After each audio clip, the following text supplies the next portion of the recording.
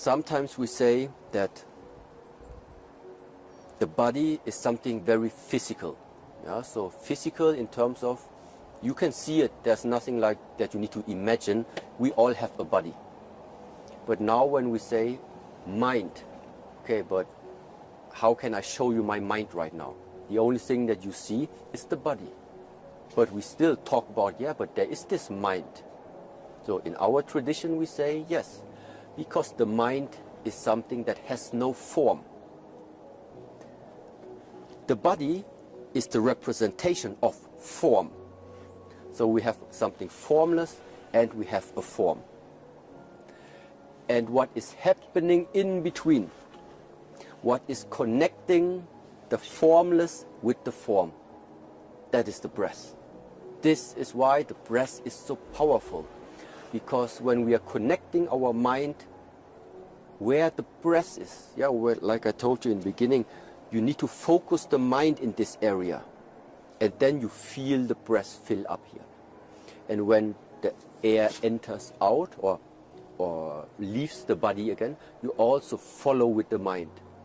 So that means we are using the breath like an intermediate between the mind and the body. And yes, you said harmony of body and mind is important. So how do we achieve it? By first of all finding, yeah, how I call it, finding that one aspect which is connecting them, which is connecting the body and the mind, and that is the breath. So we have the body, we have the mind, and what is connecting those two? That is the breath. And the more you understand the breath, the more time you spend with the breath, the deeper you are able to penetrate into the mind and also into the body. This is the very nice part about all of this. It's very interesting how can you learn using your mind to strengthen your body. Is it just the everyday exercises you do? Yeah. Actually, it's even maybe the other way around. So it's not just using the mind to strengthen the body. In the beginning, I would even say it's the opposite way. We are using our body to strengthen the mind, because it is the strength, it is the discipline, and it is the power of the mind that starts to make your dreams and your visions and the goals that you have, to make them come true. Yeah, because we all have like what we would like to achieve. Yeah, but how do you achieve things? Yeah, how can we focus on it? Yeah, well, you achieve things by staying committed. This is one thing. And second of all, by having a mind which is not easily breakable, which cannot easily break.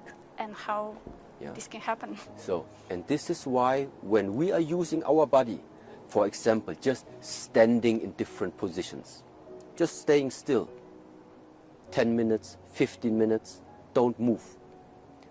Then what will happen is, slowly you start, maybe you get tired, the body starts to shake. But what is giving up the first is not the body. Normally it is your mind which starts to give up, because your mind is saying, oh, this is getting exhausting, how long do I still need to hold it, it's already shaking, I think I will stop it. And this is exactly the point where now, because your mind is challenged, because your mind right now is like, now's the time where you decide. Either you really stay disciplined and stay strong, or you give up. How can we not give up? And how to stay focused? Yes. So, staying focused. What is giving up? Yeah, what is giving up is the mind. What for many people is giving up, what for many people is causing problems, what is causing the anxiety, what is causing that you have fear, what is causing that you're always worried about what will be, and all of these things are, what is the problem? The problem is the mind. The problem is the mind. So how do we solve it? By, first of all, learning more. What is the mind? Yeah, this is one very important aspect, to learn what is the mind. Because in the moment, yeah, in the moment where your relation to the mind becomes more clear, when you start to understand what the mind actually is, then you slowly start to get access to change all these things that are troubling you. So ultimately what I want to say is, to solve all of these issues that the humans at the moment have, you have to learn more what is the mind. And therefore there are different methods, there are sometimes different teachings, different philosophies that try to explain to us what is like the mind. So, and it still is something very, very personal, everybody needs to learn, but you need a strong mind.